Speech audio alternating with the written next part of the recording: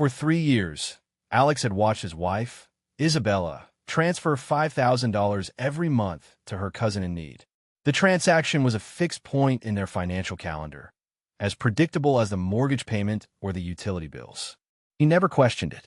He had married into a family where money was like air, abundant, necessary, and never to be discussed in crude terms like accounting. Isabella had explained it once, early on, with a vague wave of her hand. "It's for Leo," she'd said, her voice laced with a practiced, aristocratic pity. "He's family. He's just never been very good with anything." Alex, a man who believed in the quiet strength of loyalty, had accepted it as a testament to his wife's familial devotion. He thought it was charity, a noble expense. He didn't know it was an investment in a future that did not include him.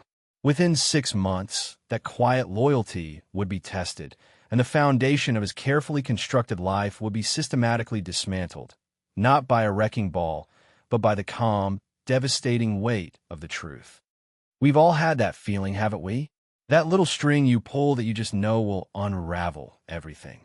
Sometimes it's a name you don't recognize on a phone bill, or a receipt for a place they were never supposed to be.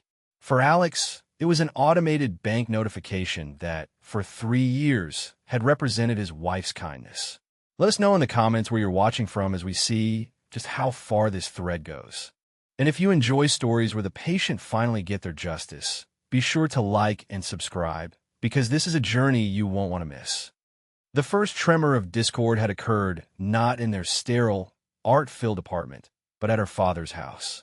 Richard Devereux's home was less a house and more a monument to old money, a sprawling stone manor that seemed to condescend to the very landscape it occupied. Sunday dinners were a command performance. Alex, an architect of considerable, albeit quiet, renown, always felt like an exhibit on display. Isabella's peculiar choice. This particular Sunday, the air was thick with the scent of roasted lamb and Richard's expensive cologne. He sat at the head of the mahogany table, a silver-haired patriarch surveying his domain. He'd been holding forth about a recent acquisition, his voice a low rumble of self-satisfaction. Alex listened, nodding at the appropriate moments, a practice skill he had honed over 5 years of marriage. "And the beauty of it," Richard was saying, gesturing with a wine glass that cost more than Alex's first car, "is that we leveraged their own assets against them. They never even saw it coming. They were so focused on the shiny new object, they didn't realize we'd bought the land it was sitting on." He chuckled, a sound like gravel turning in a cement mixer. Isabella laughed along with him, a light, tinkling sound that always seemed perfectly calibrated to the room. She reached over and patted Alex's hand. "Alex is too much of an artist to understand such things, aren't you, darling? He builds pretty little models. He doesn't tear things down." The comment was delivered with a smile, but it landed like a stone. It was a familiar narrative. In their world of finance, of mergers and acquisitions, Alex's profession was seen as quaint. He designed buildings. They commanded empires. He created tangible structures of steel and glass. They moved in tangible numbers that held more weight. He was the craftsman. They were the kings. Alex offered a small, placid smile in return. Something like that. "I prefer building things that last." Richard seized on the opening, his eyes glinting. "Lasting is relative, son. The Parthenon is still standing, but the Greek Empire is a footnote. What lasts is influence, power, the ability to shape the world to your will." He took a deliberate sip of wine, his gaze fixed on Alex over the rim of the glass. An architect serves a client's vision. A true leader has his own. It was the classic Devereux maneuver, a philosophical statement designed to function as a personal insult. It cast Alex as a subordinate, a hired hand, a man without a vision of his own. For years, he had absorbed these little cuts, these dismissals wrapped in intellectual packaging. He absorbed them because he loved Isabella, or at least, he loved the woman he thought she was. He saw her as a product of her upbringing, her sharp edges forged by her father's relentless expectations. He believed that beneath the polished, condescending veneer was a warmth only he was meant to see. Later that evening, Back in their apartment that felt more like a gallery than a home, Isabella was preparing for bed. She sat at her vanity, a sea of expensive creams and serums spread before her. Alex stood in the doorway, watching her reflection in the mirror. "Your father was in fine form tonight," he said, his voice even. "He's just proud of his work," she replied, not looking at him. "It's what he does. You shouldn't take it so personally." "He called my life's work a pretty little model." Isabella sighed, a sound of profound weariness, as if his feelings were a tedious chore. "Oh, Alex, you're so sensitive. You know what he means. It's a different world. He can't help it." She turned then, her face a mask of placating beauty. "It doesn't matter what he thinks. It only matters what I think. And I think your models are lovely."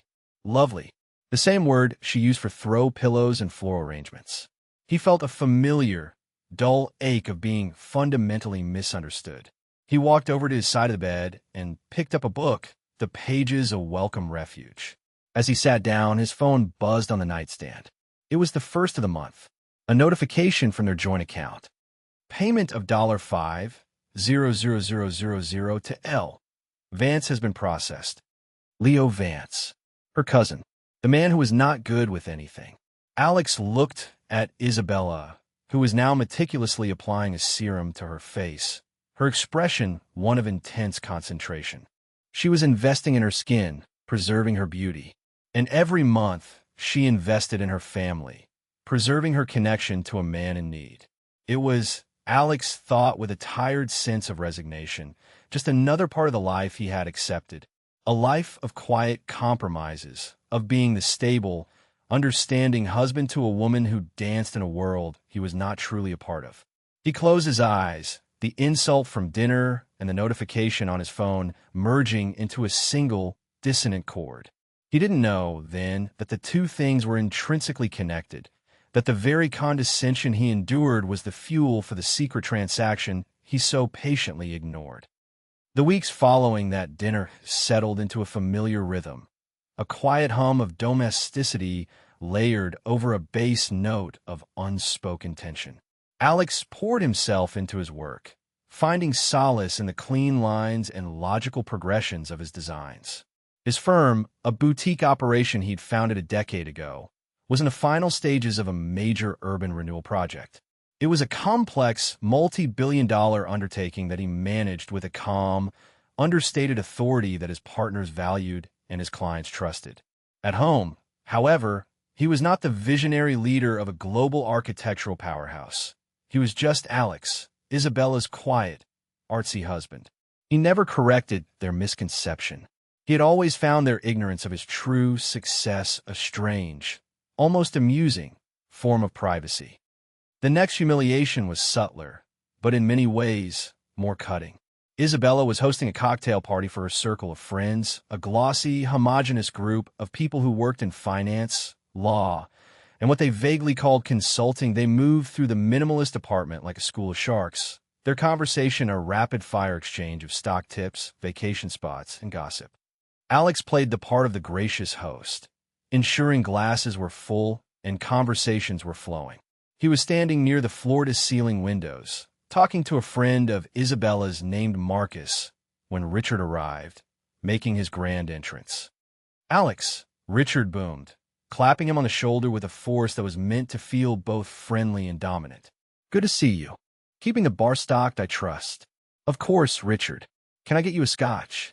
Naturally, as Alex turned to the bar, he heard Richard's voice drop, though it was still perfectly audible. "So, Marcus, what's the latest on the Sterling Tower deal? I heard they're looking for a new lead architect. The first one couldn't handle the scale."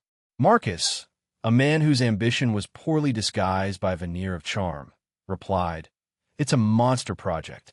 They need a titan, someone with global experience, not just a local sketch artist." The phrase local sketch artist hung in the air. Alex, his back still to them as he poured the expensive single malt, felt a cold stillness settle over him. It wasn't just an insult. It was a complete erasure of his identity. His firm had offices in London, Tokyo, and Dubai. The Sterling Tower they were discussing was a project his New York competitors were desperately trying to land, unaware that Alex's firm had already been in quiet, exclusive negotiations for it for the past 2 months. He was, for all intents and purposes, the titan they were talking about. He turned, the heavy crystal glass cool in his hand, and presented it to Richard with an unreadable expression. "Here you are, Richard." Slain. Richard took the glass, oblivious. "So, Alex, still working on that little community center downtown? Good for you." Every city needs its pro bono work. It wasn't pro bono. It was a state-of-the-art pediatric cancer research facility, funded by a foundation that had sought him out specifically for his innovative, humane approach to institutional design. But in Richard's eyes, anything that didn't involve maximizing profit per square foot was charity. "It's coming along," Alex said, his voice a placid lake over a churning abyss. Isabella drifted over, linking her arm through her father's. "Daddy, you're monopolizing my husband. And you're boring him with shop talk," she smiled at Alex, a brilliant, dismissive smile. "Don't mind them, darling. Let them have their big building fantasies. You and I know what's really important."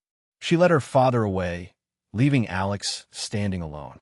He watched them, a perfectly matched pair of gilded predators. He realized then that Isabella was not just a product of her father's world. She was its most ardent gatekeeper. She didn't protect Alex from their condescension. She curated it, managed it, and used it to keep him in his designated place. It was a way of reinforcing the hierarchy. She was a Devereaux. He was the man lucky enough to be married to one. The party wore on. Alex retreated into himself, a silent observer in his own home. He watched Isabella charm her guests, her laughter echoing in the high-ceilinged room.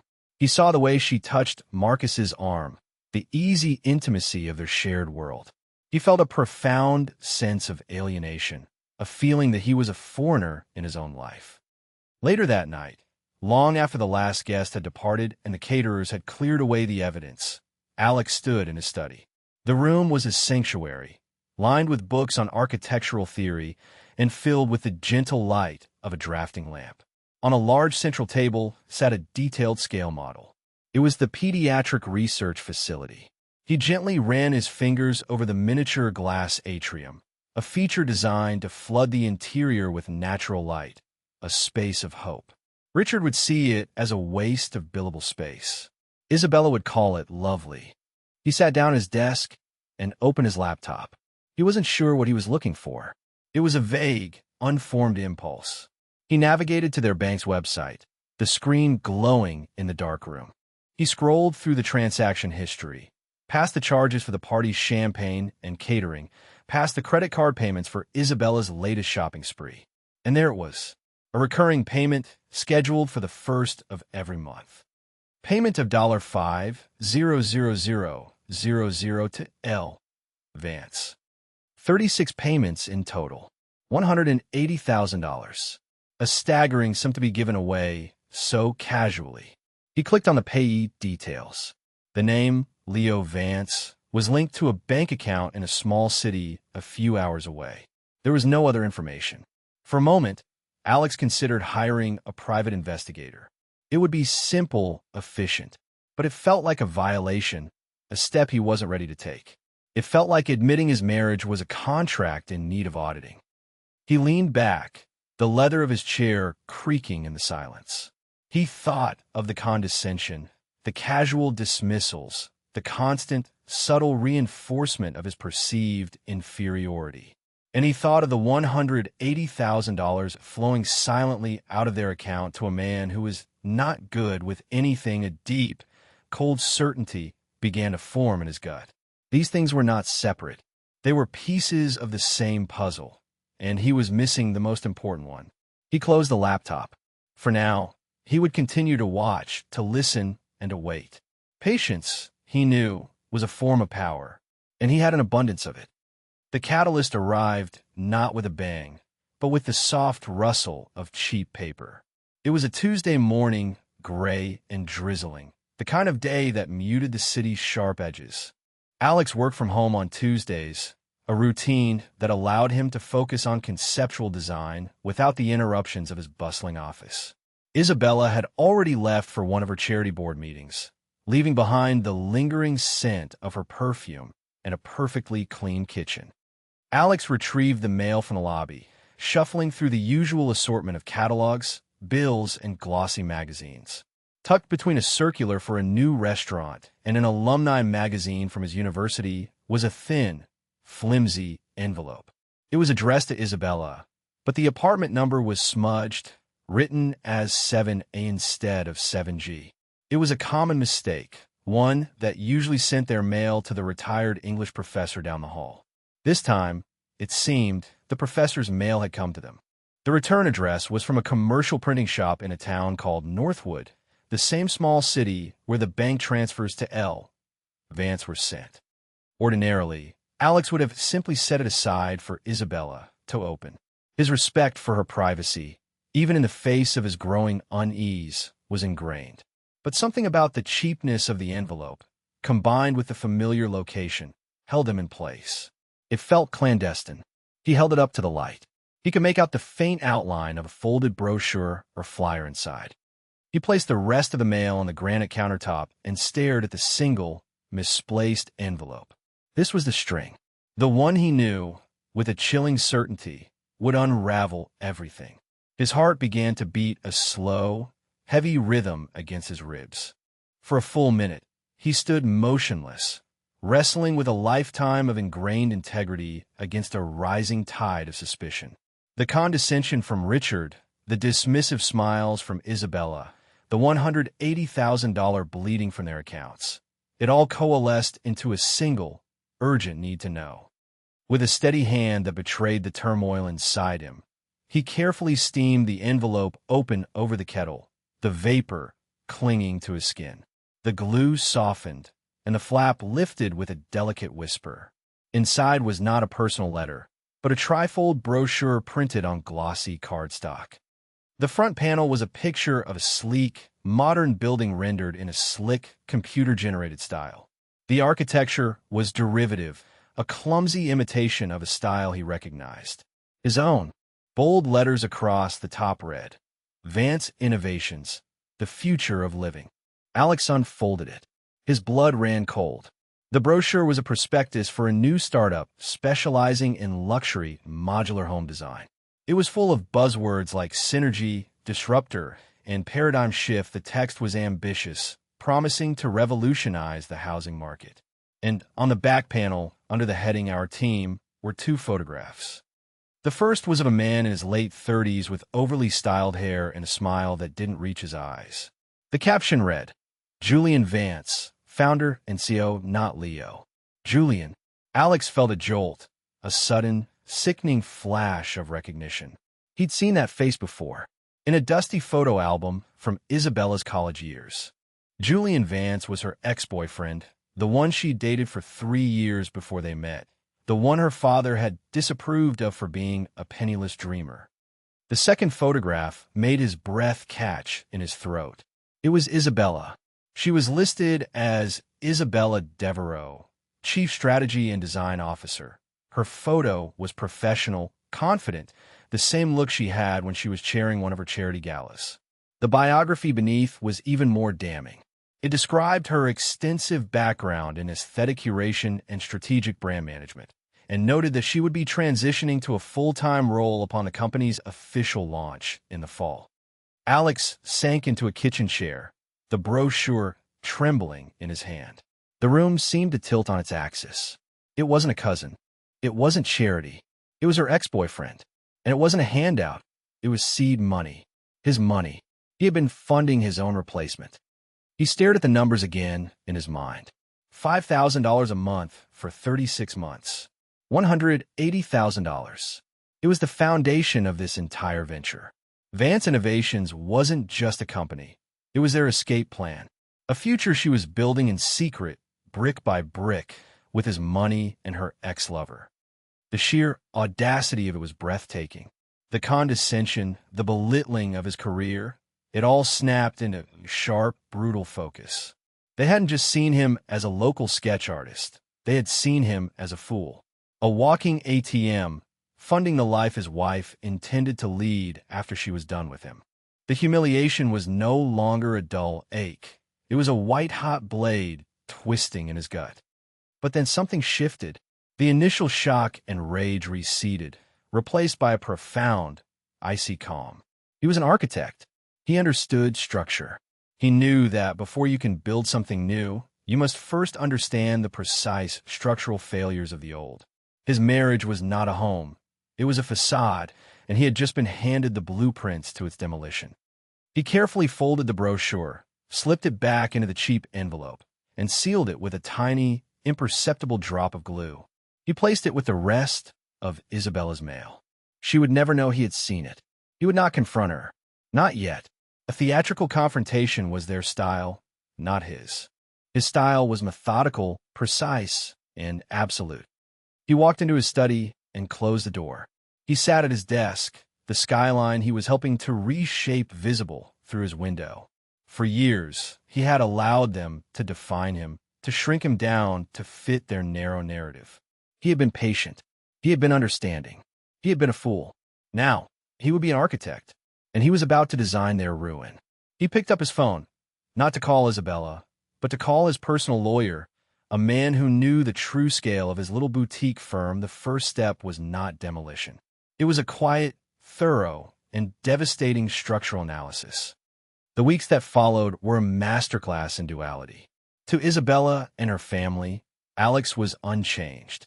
He was the same quiet, accommodating man, perhaps a little more preoccupied with work, but that was easily dismissed as the stress of his little projects. He attended the requisite family dinners, listened to Richard's pontifications with the same placid expression, and complimented Isabella on her charity work.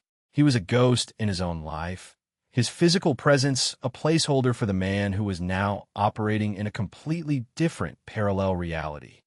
In this other reality, Alex was a man of decisive, swift action. His first call had been to Eleanor Vance, not a relation to Julian, but a forensic accountant of near-mythical reputation. Eleanor was a tiny, bird-like woman with eyes that missed nothing. They met not in Alex's grand office, but in a discreet, anonymous conference room he kept leased for just such occasions. He laid out the situation with architectural precision, presenting the bank statements and his knowledge of the secret company. He did not show her the brochure. That was his private knowledge, an emotional card he would hold until the very end.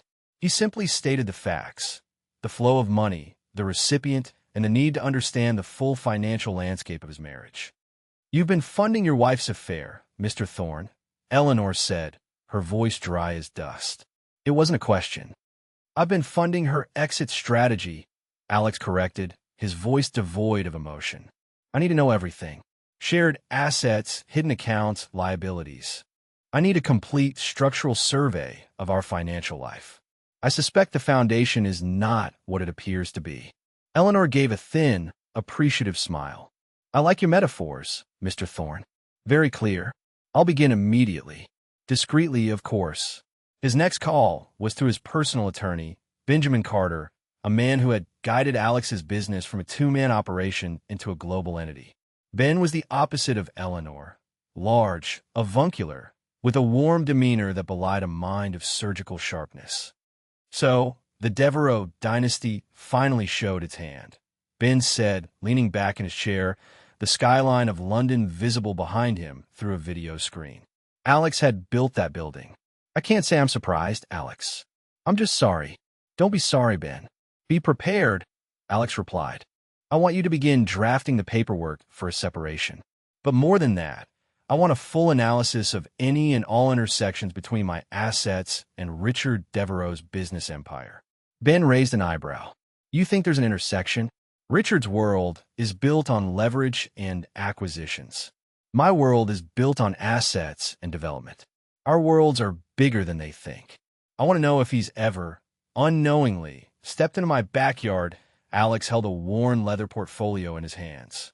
It was where he kept the initial sketches and conceptual documents for his most significant projects. Now, it would serve a new purpose. It would become the container for the evidence of his wife's betrayal and his own hidden power. While Eleanor's team quietly excavated his financial life and Ben's lawyers drafted contingency plans, Alex continued his performance. One evening, Isabella came home, flushed with excitement. "Darling, you'll never guess," she said, dropping her designer handbag on a chair. "The Foundation's gala is a month away, and we've secured the most incredible venue. The new atrium at the Westfield Center. It's stunning, all glass and light. It's the most sought-after event space in the city." Alex felt a cold, bitter irony wash over him. He had designed the Westfield Center. The soaring glass atrium she was so excited about was his creation, a space he'd personally overseen, a project that had won him the Pritzker, architecture's highest honor, an achievement he had never mentioned to her or her father, knowing it would be met with either incomprehension or a dismissive remark about it not being a real business award. "That sounds wonderful," he said, his voice perfectly even. "I'm sure it will be a great success.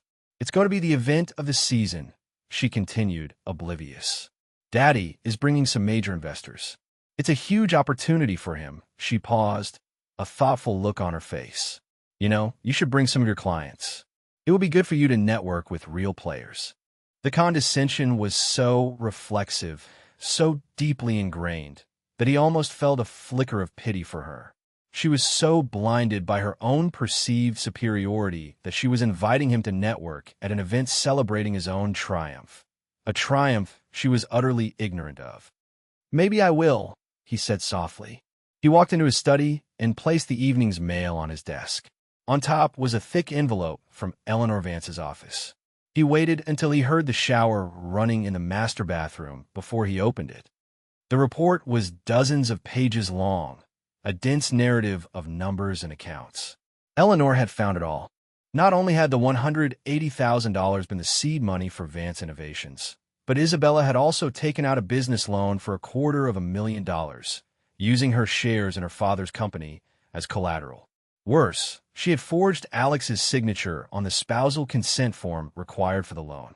It was a clumsy, amateur forgery, but it had passed the bank's cursory check.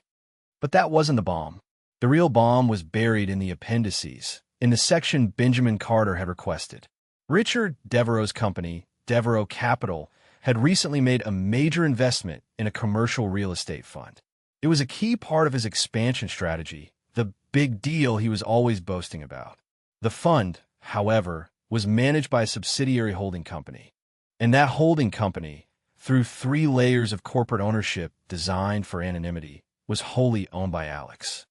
Richard Devereux hadn't just stepped into Alex's backyard. He had mortgaged his future and unknowingly handed the deed to the man he dismissed as a local sketch artist. Alex closed the report and placed it inside the worn leather portfolio. He now had the forgery, the proof of the secret business, and the financial leverage to cripple his father-in-law's entire empire. The structure of their world was a house of cards, and he was holding the single card at its base. The gala was in 1 month. It was to be held in his building. It was to be the site of Richard's great triumph. It would be, Alex decided with a chilling sense of finality, the perfect venue for a demolition. The quiet preparation was over. The storm was coming. The month leading up to the gala was a period of surreal calm. Alex moved through the days with a placid, almost detached demeanor that Isabella mistook for his usual quietness. She, on the other hand, was a whirlwind of activity, consumed by seating charts, floral arrangements, and coordinating with the caterers. The gala was the pinnacle of her social year, a showcase for her influence and taste. This year, it was also the unspoken prelude to her new life. Alex would watch her on the phone, her voice crisp and authoritative as she negotiated with vendors, and then see her expression soften as she took a private call, her voice dropping to an intimate murmur. He knew it was Julian.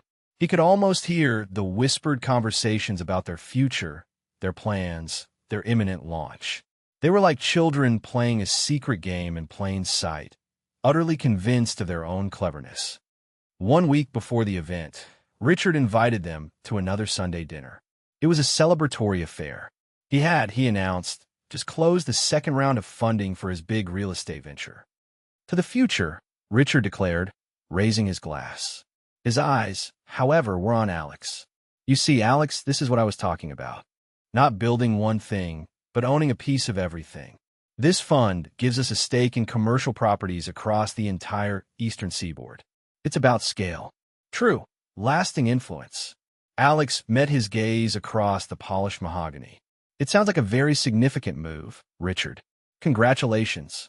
Significant doesn't begin to cover it, Richard said, his chest puffing out. It's a legacy, something to leave for Isabella. He smiled at his daughter, a rare, genuine expression of paternal pride. And you, of course, he added, a patronizing afterthought directed at Alex. Isabella glowed under his praise. Daddy is a genius, she said, looking at Alex as if challenging him to disagree. He sees the whole board, not just the little pieces. He certainly does, Alex agreed, his voice a quiet murmur. He took a sip of water, the coolness a welcome anchor in the sea of their arrogance. He saw the whole board. He saw the king, the queen, and the unsuspecting pawns. And he saw the checkmate, just a few moves away. On the morning of the gala, Alex stood before the mirror, adjusting his black tie. He wore a custom tuxedo, perfectly tailored, the kind of quiet luxury that screams its quality only to those who know what to look for. Isabella was in the walk-in closet, a flurry of silk and exasperation. I can't decide between the emeralds and the diamonds, she called out. The emeralds match the foundation's colors, but the diamonds are, well, they're diamonds. We're the diamonds, Alex said, his voice even. They're colder, more appropriate for the occasion. She emerged, fastening a stunning diamond necklace around her throat. She hadn't caught his meaning. You're right. They make more of a statement. She surveyed him, a flicker of genuine appreciation in her eyes. You look very handsome tonight, Alex. Almost like you belong in these places. It was the ultimate backhanded compliment. Almost. I do my best, he said with a small smile. As they prepared to leave, Alex picked up the worn leather portfolio from his study desk. It was the only object in the minimalist apartment that showed any sign of age, its corners softened from years of use. Isabella wrinkled her nose. What is that? You're not bringing your work to the gala, are you? Alex, it's a party, not a client meeting. It's dreadfully middle class to bring a briefcase to a black tie event. It's not a briefcase, he said calmly, tucking it under his arm. And these aren't blueprints. Just some papers I need to have with me. Her annoyance was palpable. It was a breach of her carefully curated aesthetic. But the limousine was waiting, and she was too swept up in the evening's promise to argue. She gave a frustrated sigh and swept out of the apartment, leaving him to follow. The limousine glided through the city, the lights of the skyline blurring into streaks of gold and silver. Alex looked out the window at the buildings, so many of which he had a hand in shaping. He was a quiet god in this city, his influence hidden in plain sight in the very steel and glass that formed the backdrop of their lives. They arrived at the Westfield Center. The entrance was a crush of cameras and elegantly dressed guests. His atrium was magnificent. It soared 8 stories high, a delicate web of white steel and glass that captured the glittering night sky. A string quartet played softly from a mezzanine, their music a sophisticated counterpoint to the hum of 1,000 conversations. Isabella was in her element, air-kissing acquaintances and accepting compliments on the stunning venue. Richard was holding court near the grand staircase, a circle of deferential investors hanging on his every word. Alex remained by the entrance, a quiet observer. He watched his wife and his father-in-law, the architects of his humiliation, basking in the glow of a triumph they thought was their own, in a space that was a monument to his true, unacknowledged self. The quiet before the storm.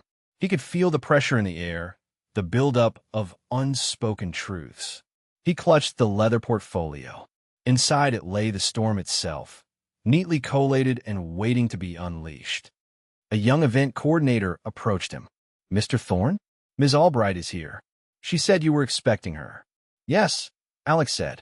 Please show her to the private conference room on the 2nd floor. And tell her I will be there in exactly 15 minutes.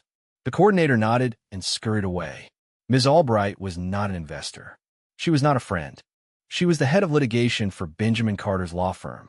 The final piece was in place. Alex took a deep breath. It was time. He began to walk toward the grand staircase, his steps measured and deliberate, moving toward the center of the storm. Alex ascended the grand staircase, the marble cool and solid beneath his shoes. Each step felt deliberate, a slow march toward a point of no return. He moved through the throng of guests, a man invisible in his own masterpiece. He reached the circle surrounding Richard, where his father-in-law was laughing, his face ruddy with champagne and success. "Ah, Alex," Richard boomed, turning to include him. "Isn't this something? A cathedral of commerce. I've just been telling these gentlemen that my firm is looking to finance the second tower. This is the future." Alex met his gaze, his expression unreadable. "Richard, Isabella, could I have a word with you both? In private." His tone, quiet yet unyielding, cut through the celebratory noise. Isabella, who had been standing beside her father, frowned. "Alex, not now. We re-hosting. Now," Alex repeated. The word was not loud, but it had the density of a collapsing star. It allowed for no argument. A flicker of annoyance crossed Richard's face, but he was a man who understood power dynamics, and he sensed a shift he couldn't identify. "Very well. A moment, gentlemen." He gestured toward a small, unmarked door off the main mezzanine. "The donor lounge. We can speak in there." The lounge was a small, richly appointed room, insulated from the noise of the gala. The moment the heavy oak door clicked shut, Isabella turned on him. "What is this, Alex? What could possibly be so important that you drag us away from our own event?" Her voice was sharp, laced with the familiar tone of a superior addressing an underling who had forgotten his place. Alex didn't answer her. He walked to the center of the room and placed the worn leather portfolio on a polished mahogany table. He rested his hands on it, his posture calm, his presence suddenly filling the small space. "For 3 years," he began, his voice low and measured, "we've been sending $5,000 a month to your cousin Leo." Isabella's expression tightened. She exchanged a quick, nervous glance with her father. "Yes, as you know, he's family. He needs our help." The lie was reflexive, worn smooth from repetition. "I find that interesting," Alex continued, his gaze unwavering, "because I've been looking into it, and I can find no record of a Leo Vance in your family tree. No birth certificate, no social media, no public records. It's almost as if he doesn't exist." Richard stepped forward, his expression hardening into one of paternalistic authority. "What is the meaning of this, Alex? Are you questioning my daughter's charity? It's our money, our family. It is not your place to interrogate us." "Our money is the operative term, Richard," Alex said, his voice dropping another register. "And since half of that money is mine, I believe it is very much my place." He looked directly at Isabella, his eyes cold and clear. "So I'll ask you again, who is Leo Vance?" "He's my cousin," she insisted, her voice rising with a note of panic. "From my mother's side. You've never met them."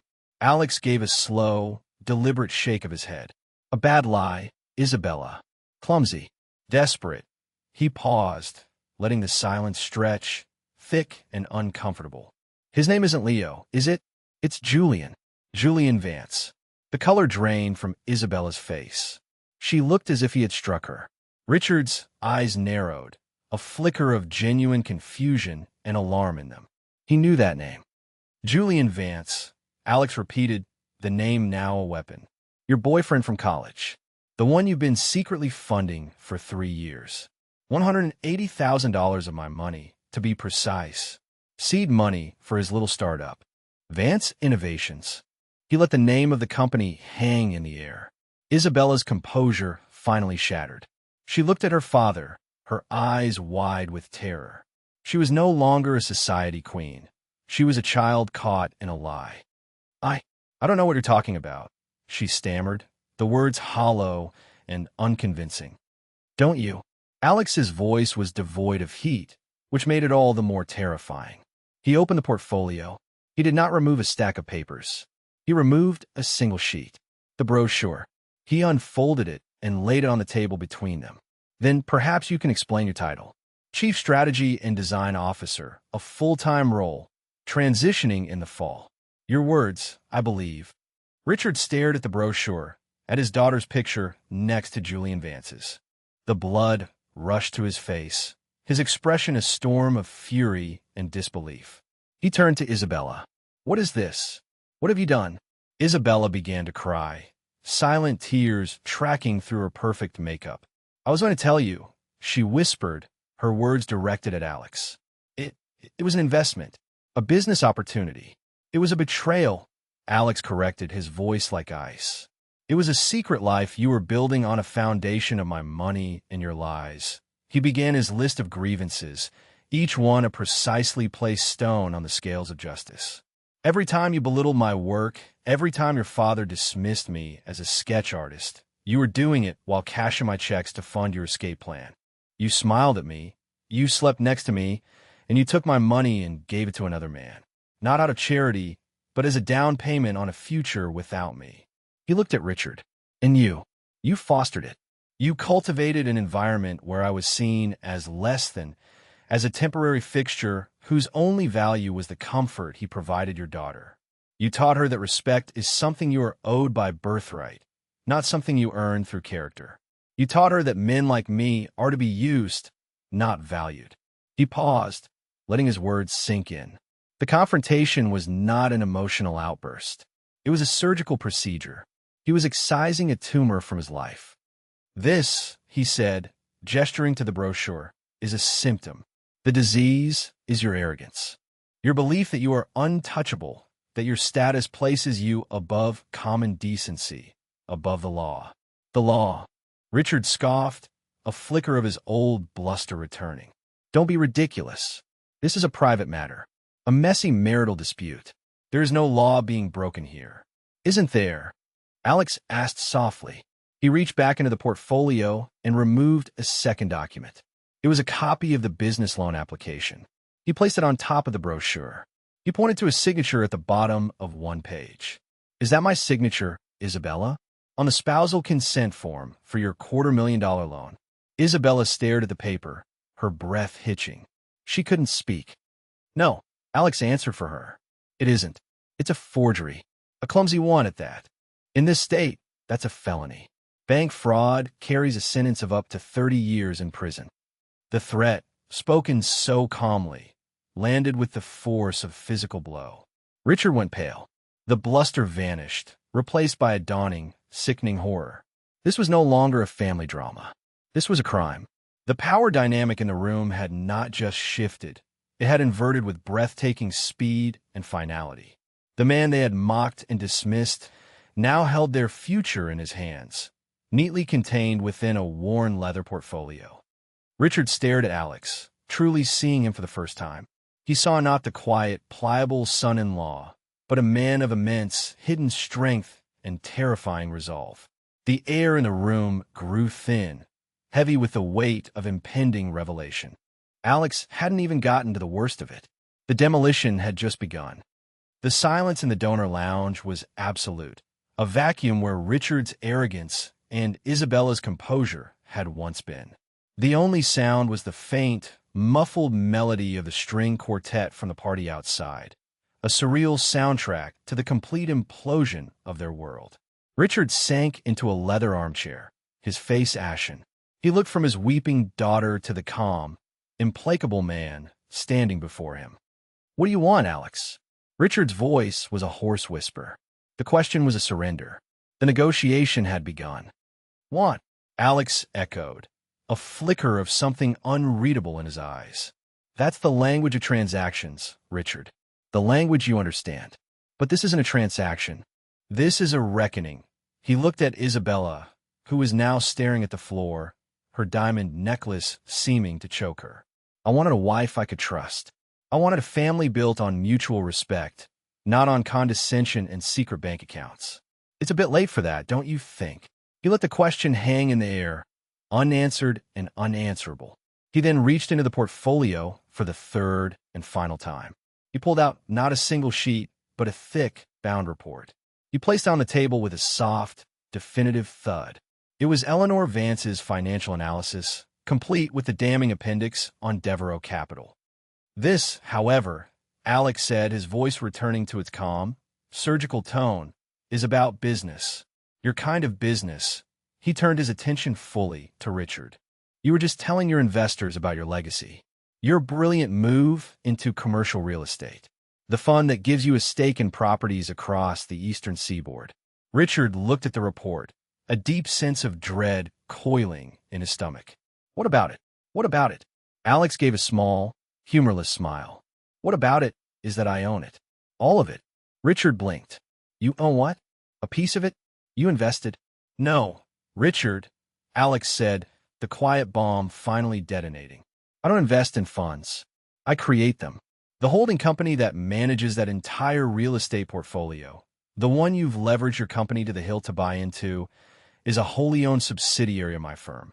Thorn Architecture is not a little boutique, Richard. It's a global design and development corporation with assets in the tens of billions. The pediatric center you called pro bono work was a $2 billion project. This building, this cathedral of commerce you want to finance, is a building I already own. You haven't been celebrating in a neutral venue tonight. You've been celebrating in my house. The revelation was so immense, so completely world-altering, that Richard couldn't process it. He shook his head, a look of utter bewilderment on his face. No, that's not possible. You're an architect. I am an architect, Alex confirmed. I am also the founder and majority shareholder of one of the largest private development firms in the world. A fact I chose not to share with you and your daughter because I was naive enough to believe you might one day value me for who I am. Not for the size of my portfolio, he paused, the moral mirror now reflecting their own shallow values back at them. I see now that was a mistake. You're only capable of measuring a man by his net worth. So fine, let's talk about worth. He tapped the report. Your entire expansion strategy, your legacy, is now contingent on the goodwill of the man you've spent 5 years treating like a hired servant. The covenants in the fund's charter, which your lawyers clearly didn't read carefully enough, give my board the right to call in all capital commitments with 30 days' notice in the event of major market shifts or, and this is the important part, partner misconduct, forging my signature on a federal loan document, for instance, would certainly qualify as misconduct. Isabella let out a small, strangled gasp. Richard looked like he was going to be sick. The trap was not just sprung. It was a work of art, intricate and inescapable. So what do I want? Alex repeated Richard's question. I want my life back. A life free of lies and condescension. He looked at Isabella, his expression not of anger, but of a deep, profound finality. Our marriage is over. Non negociable.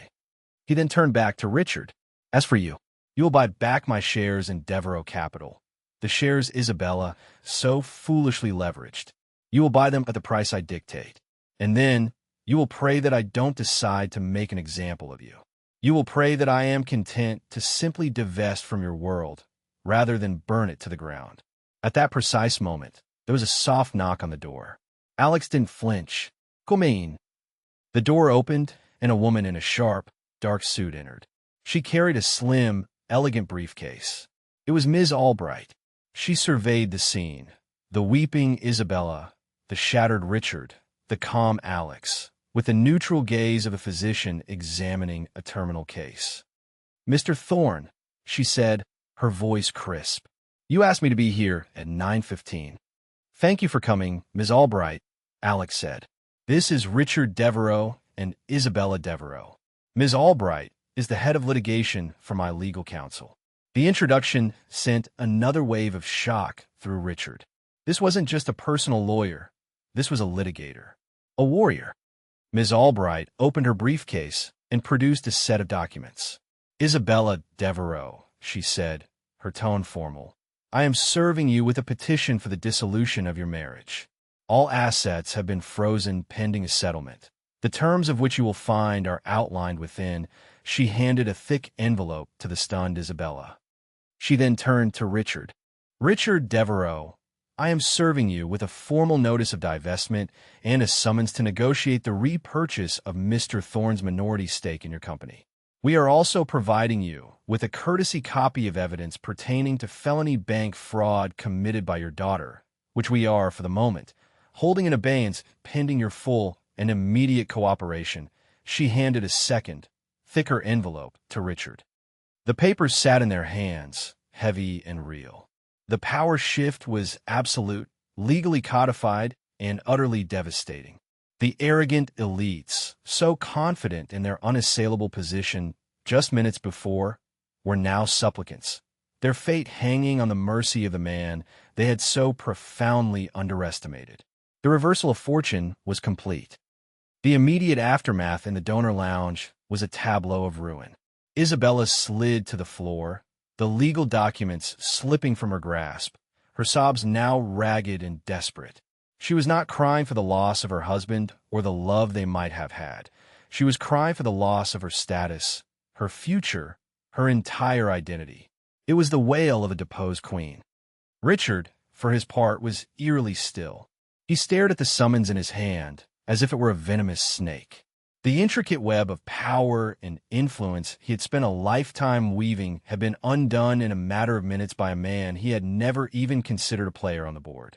He looked up at Alex, his eyes filled with a terrifying mixture of hatred, fear, and a dawning, grudging respect. "You planned this," Richard breathed, the words heavy with disbelief. "All of it. The timing, the venue, this public execution. You mistake precision for cruelty, Richard," Alex replied, his voice still unervingly calm. He bent down and picked up the dissolution petition, placing it gently on the table next to Isabella. "This wasn't a public execution. No one outside this room knows anything. I gave you the dignity of a private accounting, a courtesy you never extended to me." He turned to leave, his portfolio now feeling significantly lighter under his arm.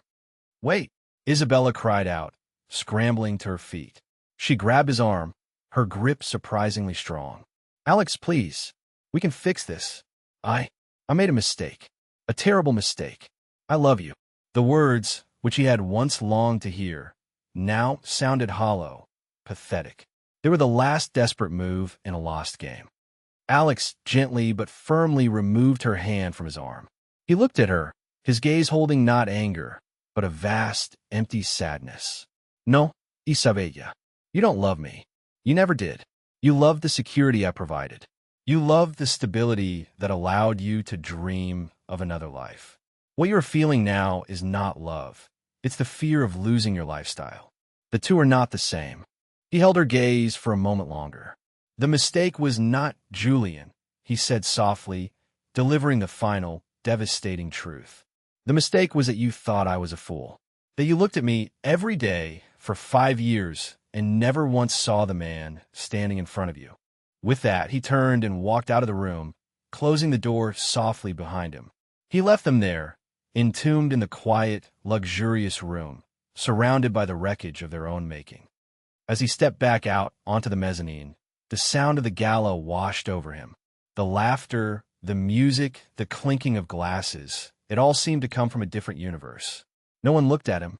No one had any idea that the foundations of one of the city's great families had just been dynamited. He walked down the grand staircase, through the oblivious crowd, and out into the cool night air. He didn't look back. The days that followed were a blur of legal proceedings.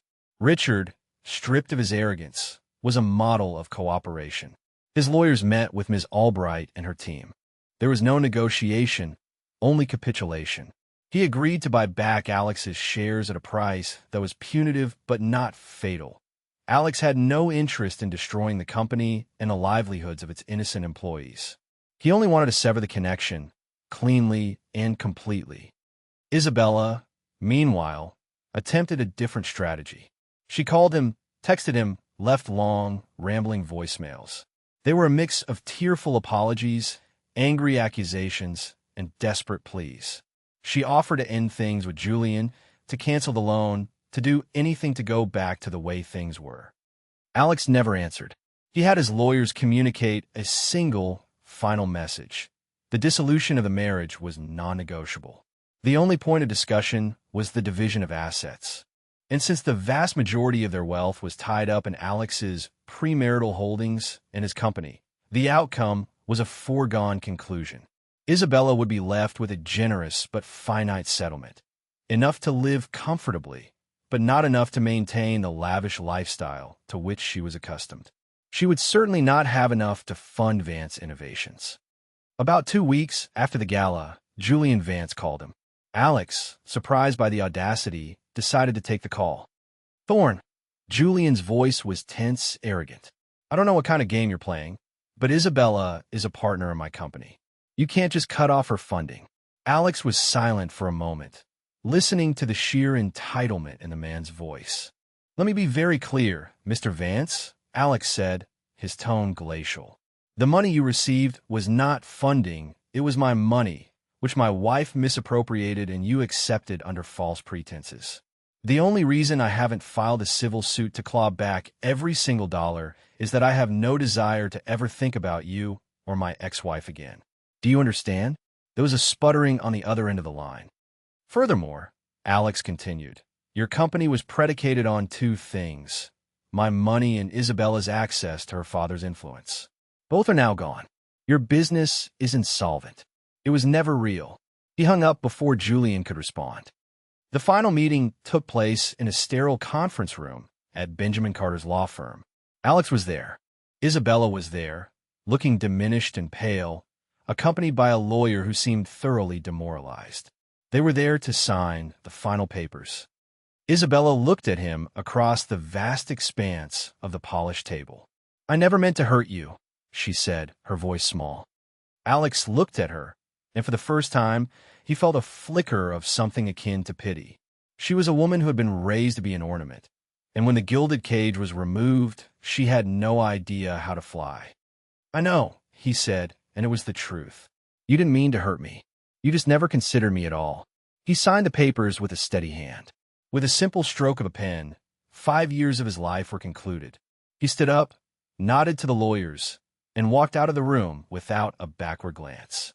He had won, but it didn't feel like a victory. It felt like a quiet, necessary, and deeply sorrowful amputation. The months that followed were a period of quiet reconstruction. The divorce was finalized with surprising speed. The Devereaux having no appetite for a public fight, they knew they would lose spectacularly.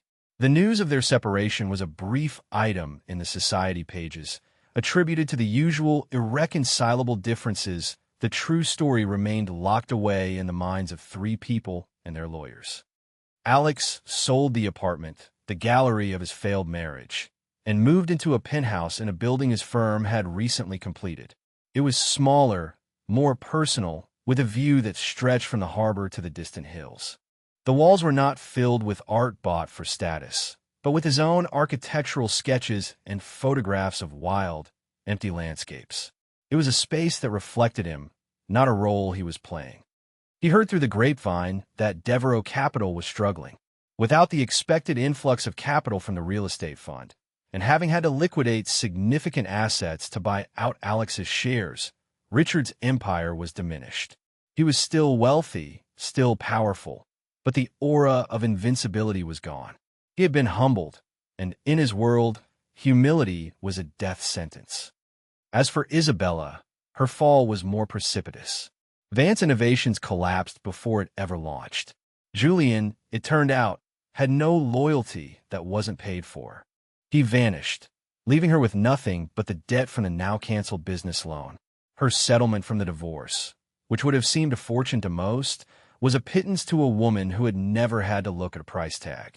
She was forced to sell her jewelry, including the diamond necklace, to maintain a semblance of her former life. Her friends, the sharks from the cocktail party, circled for a while, drawn by the scent of drama, but soon grew bored and swam away in search of fresher prey. She was no longer a Devereaux in the way that mattered. She was just another divorcee. One crisp autumn afternoon, Alex was walking through a park near his new apartment when he saw her. She was sitting alone on a bench, staring at the changing leaves. She looked smaller, her designer clothes seeming to hang off her frame. She hadn't seen him. Alex paused, hidden by the trunk of a large oak tree. He felt an impulse to go to her, to say something. But what was there to say? He had already said everything that mattered. He had held up the moral mirror, and she had been forced to look. Any redemption, any change, had to come from within her now. It was her journey, not his. He turned and walked away, leaving her to her solitude. He did not feel anger or triumph, only a quiet sense of closure. He had excised her from his life, and in doing so, had reclaimed himself. He continued his work, finding renewed passion in it. The Sterling Tower project was officially his, a new landmark that would reshape the city's skyline. He poured his energy into it, into creating something of beauty and permanence. He had learned a hard lesson, that some structures are built on faulty foundations and are not worth saving. Sometimes the most creative act is to recognize what must be torn down to make way for something true, something strong, something that can withstand the storm. He had torn down his marriage to build a life, and it was a life of quiet integrity, a life that was finally completely his own. A year after the signing of the papers, Alex stood on the observation deck of the nearly completed Sterling Tower. The city spread out below him, a breathtaking tapestry of light and shadow, a landscape he knew intimately. The wind was clean and cold, carrying the promise of winter. He held no bitterness. The anger had long since dissipated, leaving behind a hard-won wisdom. He thought of Isabella and her father. Their punishment was not ruin, but irrelevance. They had been so obsessed with the appearance of power that they had failed to cultivate any real strength. Their world was a fragile ecosystem of status and perception, and when Alex had refused to play his part, the whole system had faltered. It was poetic justice in its own quiet way. Their downfall was a direct consequence of the very arrogance that had defined them. He had maintained his moral high ground. He had not been vindictive. He had not leaked the story or pressed criminal charges. He had simply removed himself from their equation and allowed the consequences of their own actions to play out. It was a resolution that brought him not glee, but a profound sense of peace. Justice did not have to be loud to be satisfying. The core lesson had been etched into his soul. True worth is not about what you own or who you know. It's not reflected in the price of your watch or the name on your handbag. True worth is about integrity. It's about building a life on a foundation of honesty and respect. It's about being the same person in private as you are in public. It's a quiet strength, a hidden power that is far more resilient than the showy dominance of the arrogant and the elite. Patience and principle, he had learned, will always, in the end, triumph over pride and pretense. He had been underestimated, and that had been his greatest advantage. They had looked at a lion and seen a lamb, and by the time they realized their mistake, the cage door was already open. As the sun began to set, casting long shadows across the city he loved, Alex felt a sense of uplift, of hope. His life was his own, built on a foundation of his own making. The future was an open blueprint, waiting to be drawn. What do you think is the most important element of true worth? Is it integrity, kindness, or something else entirely? Let us know your thoughts in the comments below. We read every one. Thank you for joining us on this journey of quiet strength and ultimate vindication. If you found this story satisfying, please give it a like and subscribe for more tales of justice and redemption. Until next time, remember that the strongest foundations are the ones built on truth.